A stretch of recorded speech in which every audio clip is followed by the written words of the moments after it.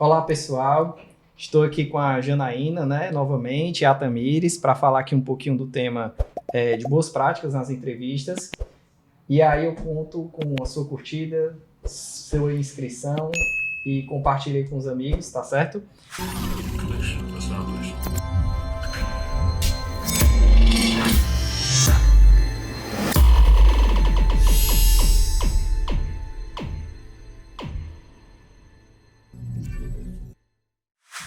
Então, assim, Janaína e Tamires, hoje eu queria saber um pouquinho de vocês, mais sobre a parte aí de boas práticas relacionadas a comportamento dentro das entrevistas, o que é que vocês podem dizer para a gente, como os candidatos devem se portar ali inicialmente, né, nesse primeiro contato que eles têm aí com o mercado, no caso, com as tech recruiters, né? Hoje a gente tem cenários diferentes, né, André? Antigamente a entrevista era mais presencial e o home office, o remoto, proporcionou para a gente chegar próximo a um candidato que está em outro estado, em outra cidade. Então, existem as entrevistas presenciais e existem as entrevistas remotas. A gente é um pouco preparado para as entrevistas presenciais. Sabemos que precisamos chegar cedo, pensar no trajeto, se vai ter trânsito, horário, para realmente chegar cedo, né, não ter atrasos. E ter uma vestimenta bacana, no sentido de mulheres evitar decotes, rapazes ir com a roupa adequada ao local. Roupa de academia, não é roupa para ir para uma entrevista. E o online também é um pouco disso. Embora a gente não esteja lá presencialmente, mas estamos com a câmera. E falando em câmera, é muito importante ligar a câmera. O entrevistador, ele não vai só analisar os teus aspectos relacionados à fala. Ele vai também analisar os teus aspectos corporais, comportamentais, naquele momento da entrevista. Então, é de suma importância você ligar a câmera no momento da entrevista. E aí, tem outros pontos relacionados ao preparo.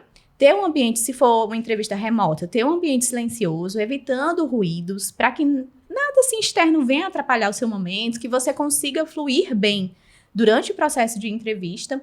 E eu sempre indico também as pessoas utilizarem fones de ouvido, porque às vezes o áudio do computador não está tão bem, o microfone não está tão bom, e você estando com um fone de ouvido de acesso, né, mais facilmente, vai te ajudar também na entrevista.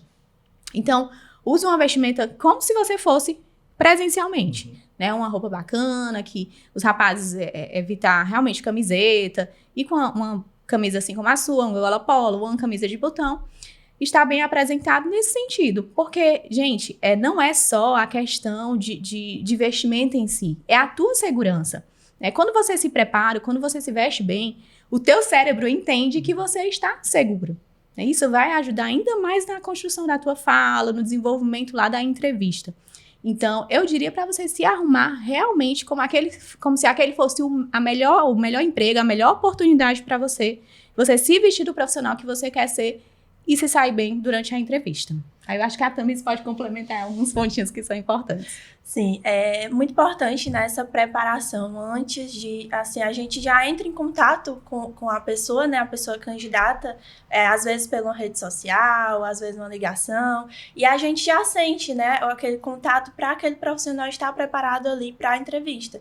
Então, também, antes desse momento, né, de ter ali toda a questão que a Jana trouxe, de vestimenta, de postura, também é importante entender um pouquinho da empresa, né, você foi convidado para uma entrevista em uma empresa, vai lá no site da empresa, dá uma olhadinha como é a cultura daquela empresa, vê algumas fotos, redes sociais, a gente tem, né, LinkedIn, a maioria das empresas tem outras redes sociais também, então é importante ter essa preparação, né, nós enquanto recrutadores lá do outro lado, a gente sente quando o candidato vem, essa pessoa se candidatou para a nossa vaga ou foi ranqueada para a nossa vaga e conhece um pouquinho, né, da nossa empresa, já ouviu falar, ou se não ouviu falar, tem curiosidade em saber, em conhecer mais da empresa.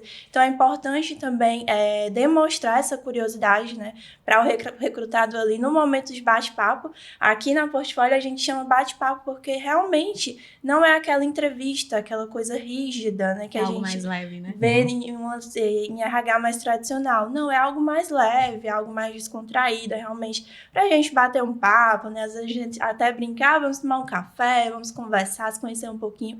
Então, realmente trazer essa leveza para o processo, até para você se sair ali melhor, né? Na condução do momento. Vocês falaram um pouquinho aí, inclusive, da questão do online, né? Das entrevistas online.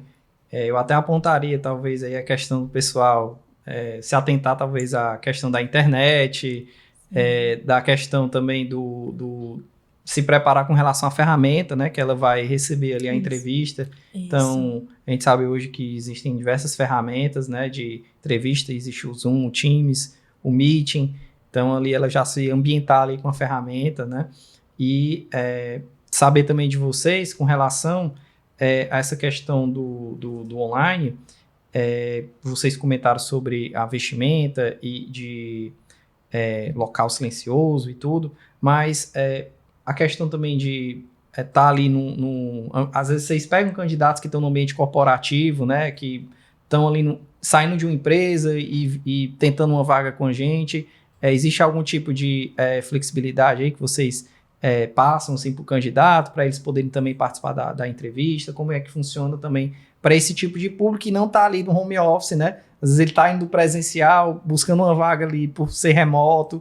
Então, assim, como que é essa questão de dica ali antes mesmo da entrevista, né? Sim, nesse primeiro contato, né, que a gente tem ali com o candidato, seja através de um hunt ou através de a pessoa se inscrevendo, né, para a vaga, a gente já tenta sondar. Então, a gente sempre traz essa disponibilidade.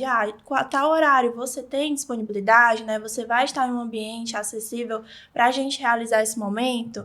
E aí, a gente vai sempre conversando ali nos primeiros contatos, né? E aí, às vezes, a pessoa coloca uma disponibilidade, a gente vai tentando ajustar e sempre trazendo, né, essa importância de ele estar em um ambiente que ele consiga, né, falar ali sobre alguns pontos que a gente vai decorrer ali na entrevista, assim como também caso ele não consiga, em hipótese alguma, eu estou no meu ambiente de trabalho, então eu vou ter que fazer a seleção daqui, então a gente aconselha, né, usa o fone de ouvido, tenta ali um ambiente mais reservado, seja na sala que você trabalha, mas vai para um ambiente ali que você consiga estar, né, consiga manter esse contato ali com o recrutador no momento da entrevista online. Então, tentar ao máximo mesmo ter essa aproximação, né, ali da gente. Sim. E aí, outra dica que eu daria é também olhar para a câmera, ou então olhar para o meio da tela. Evitar ficar entre um computador e outro, às vezes acontece. Da pessoa estar trabalhando, e aí dá uma pausa, dá uma olhadinha aqui, mas é o seu momento de falar sobre você, de ter aquela troca com o recrutador. E eu gosto de dizer também que é a tua assinatura, né? Você vai se colocar enquanto profissional, a gente está ali num bate-papo, pode ser que não aconteça para aquela oportunidade, para aquela vaga, mas lá no futuro a gente pode se encontrar de novo. Pode inverter os papéis, ele pode estar me recrutando, porque ele está precisando para a empresa dele de um tech recruiter e tal. Pode inverter, mas assim, a assinatura da gente é super importante. Enquanto recrutadores também, às vezes acontece de no começo da entrevista a gente já perceber que a pessoa não tem perfil para a vaga. Mas aquela pessoa ali, ela não vai ser descredibilizada, ela não vai ser tratada mal, a gente não vai fazer uma entrevista ruim só porque percebemos que a pessoa não tem as competências para a vaga. A gente vai dar continuidade sim com a entrevista, deixar a pessoa tranquila. Se nesse bate-papo a gente conseguir já dar essa devolutiva, a gente dá, se tiver espaço, se a gente perceber que a pessoa tem uma boa aceitação, a gente vai explicar.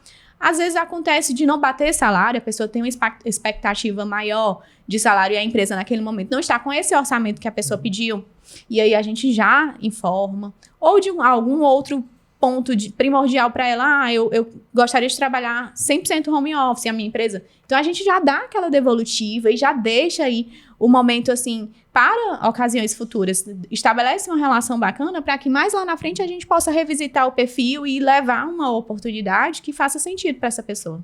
E dentro do processo seletivo ali que vocês estão buscando esse candidato, vocês têm alguma dica com relação ao processo técnico, né? Porque, querendo ou não, apesar de tudo, vocês têm que captar essa mensagem do que ele faz ali no dia a dia, né? Então, assim, são várias áreas ali de desenvolvimento.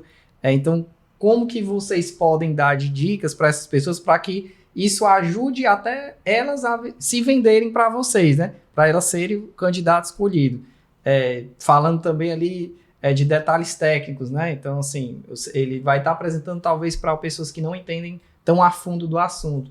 Como Sim. que elas podem ali demonstrar, podem apresentar ali algum GitHub, ou o que foi desenvolvido, ou mesmo na fala, como vocês podem captar isso do candidato? Eu gosto de dar a dica de você utilizar o raciocínio lógico do que teu currículo. Que lá no teu currículo tem uma sequência. Você vai começar apresentando a si mesmo, falando, eu sou Janaína, se você quiser, né, se sinta à vontade para isso, mas sou casada, tenho tantos anos, não vou revelar a minha idade. Tenho uma filha, sou formada em psicologia, e aí vou falando, seguindo um pouquinho da lógica do currículo, aí começando com as experiências. Eu gosto de trazer a mais recente para a mais antiga, e se couber encaixar a mais antiga, porque aqui está mais recente, acaba sendo aqueles projetos que estão, né, que você está atuando, as ferramentas que você está utilizando, que mais realmente destaca o interesse do recrutador naquele momento. E aí tentar, obviamente, falar uma linguagem que seja entendida pelo recrutador. Fala do projeto, para esse projeto eu utilizei tais tecnologias. E aí, vai descrevendo. O recrutador também tem que ter um jogo de cintura e uma transparência para, quando ele não entender uma palavra específica, o nome de uma ferramenta, ou até mesmo não conhecer tal ferramenta, ele poder perguntar, mas do que se trata essa ferramenta? O que é que você fazia com ela? Né? Como é que você encaixou dentro de um projeto? Qual foi o resultado que você conquistou? Então, descrever bem as atividades ajuda muito na compreensão do recrutador e vai também fazer com que ele entenda, o profissional entenda, se você tem as competências técnicas e comportamentais necessárias para aquela vaga. Porque a gente sabe, são diferentes vagas, diferentes requisitos técnicos e comportamentais. Pode ser que para uma vaga eu tenha um requisito técnico muito forte que não requeira tanto desenvoltura na fala. E aí, não precisa. O profissional, a pessoa pode realmente ter uma fala mais inibida. Isso não vai ser um problema. O importante é o que ele entrega, é a ferramenta que ele utiliza, a forma que ele atua, as metodologias que ele conhece. Mas vão ter vagas que, embora seja, por exemplo, uma vaga de desenvolvimento, requeira que ele tenha se comunique mais com a área de negócio, com outras áreas. Então, realmente vai requerer dele essa fala. E aí, obviamente, o recrutador no início da entrevista vai destacar, olha, as atividades são essas. E a pessoa identifica se faz sentido para ela aquelas atividades ou não. A importância também, né, de falar a prática do seu dia a dia. Você não vai estar ali trazendo informações de algo que você não faça, né? Você vai falar como era lá na tua empresa anterior, né? Quais projetos você atuou, tem algum case que você queria trazer pra gente, né? Então, falar mesmo da sua atuação.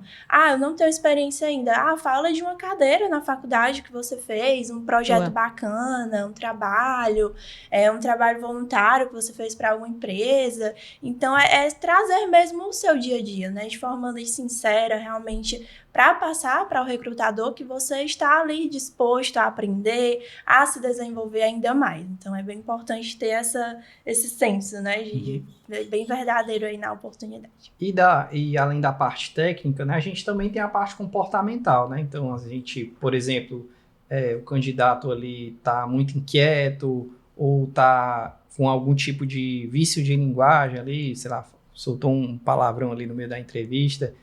Como que vocês podem também dar dicas na questão de comportamental e como vocês avaliam também essa questão comportamental até para entender ali quais atributos, né, vocês procuram num candidato? É de suma importância que o recrutador, dando dica para os recrutadores, tenham cuidado de deixar um ambiente bem tranquilo. Para que, assim, no momento da entrevista, a pessoa não fique nervosa. Às vezes acontece realmente uma pressão. Eu acho que a simpatia, né, o deixar à vontade tem que partir primeiramente do recrutador. Porque se tu vai fazer uma prova para o vestibular, tu vai nervoso. Tu tá sendo avaliado. Se tu vai participar de uma entrevista, tu pode ficar nervoso também, isso é normal. Mas é uma pessoa estratégica, é uma pessoa que lida com seres humanos, né? A partir do momento que eu visto a camisinha do estou sendo avaliada, realmente isso pode acontecer. De eu me sentir pressionada, de eu ficar um pouco nervosa. Eu ficaria dentro de uma entrevista, isso é normal, isso acontece. Então, primeiramente, o recrutador tentar deixar um ambiente tranquilo. E por parte da pessoa que está sendo entrevistada, eu diria se prepare naquilo que você acha que vai lhe trazer conforto. Faz um exercíciozinho de respiração antes, para se sentir seguro. Fica numa postura mais ereta, para que o teu cérebro entenda que tu tá bem, porque se tu ficar o tempo todo assim caído, realmente pode passar para ti mesmo a impressão de que você está nervoso, de você está acanhado. Se for presencial, tenta conversar olhando no olho, da mesma forma online, olhando na câmera. Fala o nome do profissional que está te entrevistando. André, é muito interessante essa tua pergunta. E vai evoluindo. Isso está mostrando que você está em sintonia. E um ponto que a Tamires falou também, que vai ajudar a gente a compreender realmente o interesse, o nível de interesse do profissional, é você estudar a empresa. Porque acontece, às vezes, a gente fazer uma entrevista com uma pessoa e perguntar, você já ouviu falar sobre a minha empresa? E a pessoa não conhecer e também não ter ido pesquisar. Isso não é um fator eliminatório. Mas, obviamente, me traz aí uma sensação, enquanto recrutadora, será que essa pessoa está ou não interessada na minha oportunidade? E, para mim, eu vou trabalhar eliminando riscos. Riscos de quê? De um processo seletivo no qual a pessoa não se adapte, a pessoa daqui a pouco queira ir para outra empresa. Isso acontece, faz parte, né? Você pode ter ido para uma empresa e mais lá na frente identificou a melhor, acontece. Mas, enquanto recrutador, a minha análise vai ser sempre em trazer uma pessoa que tenha maior durabilidade dentro da empresa, que cresça e agregue dentro do nosso negócio. Queria agradecer a Janaína e a Tamires, né, por essas dicas, esse apoio. E agradecer você que assistiu mais esse episódio e se liga no próximo.